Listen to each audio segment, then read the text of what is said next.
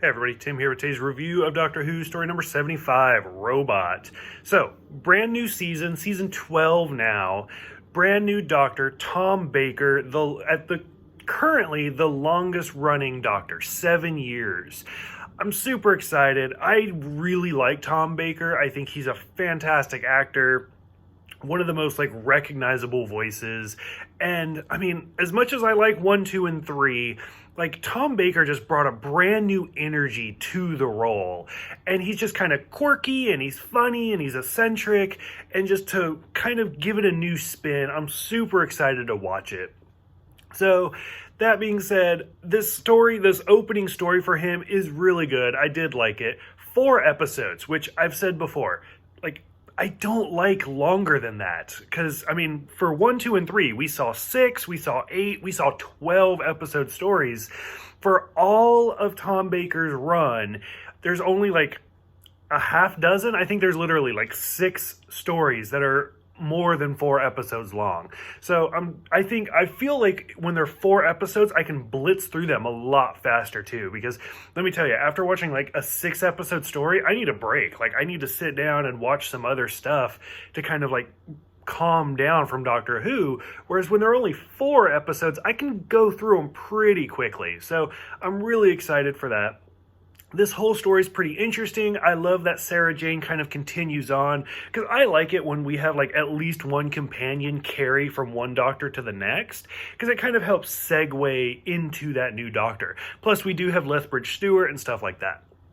The overall story is not fantastic. It's very King Kong-like, but it is kind of interesting, and there's a lot of classic moments in this one episode.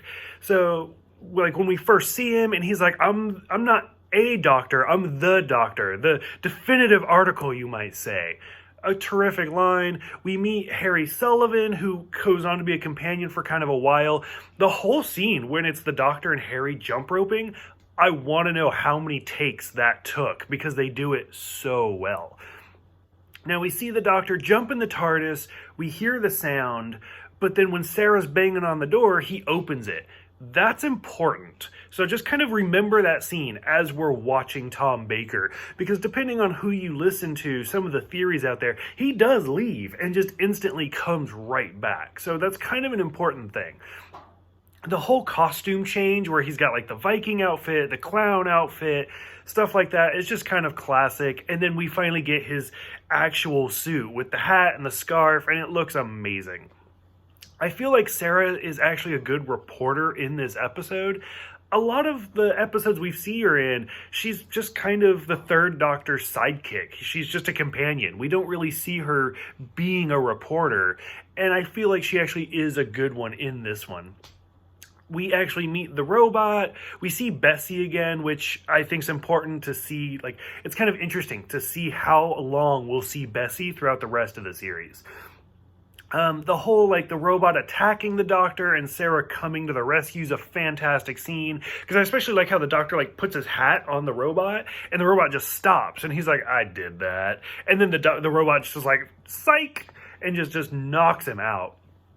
So Sarah coming to the rescue, and then when they finally blow up the robot, literally, not figuratively, and he grows to a huge size and just grabs Sarah Jane and starts walking through the street, that's the point where I'm just okay, just stop. End this story now.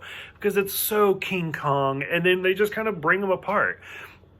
Again, one of my favorite lines for the series is where she's like, you're being childish. And he's like, well, there's no point in being grown up if you can't be childish sometimes.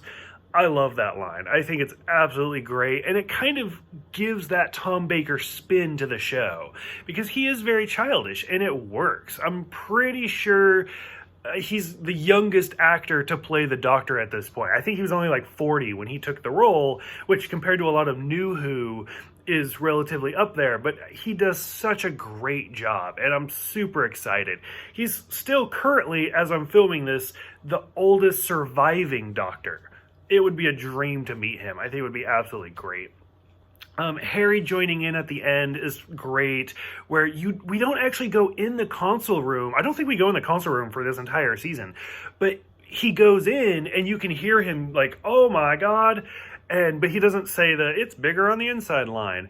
And then when they go in there and it disappears, you're like, okay, we're back to that classic Doctor. Because with the third Doctor, him being on Earth for the majority of his run just doesn't work. And even you can tell when they even get to that writing point where they're just like, okay, like every single episode's a crazy scientist or an alien visits Earth, but we can only do so much on Earth. And that's when the Time Lords have released you, and then he can go to other planets.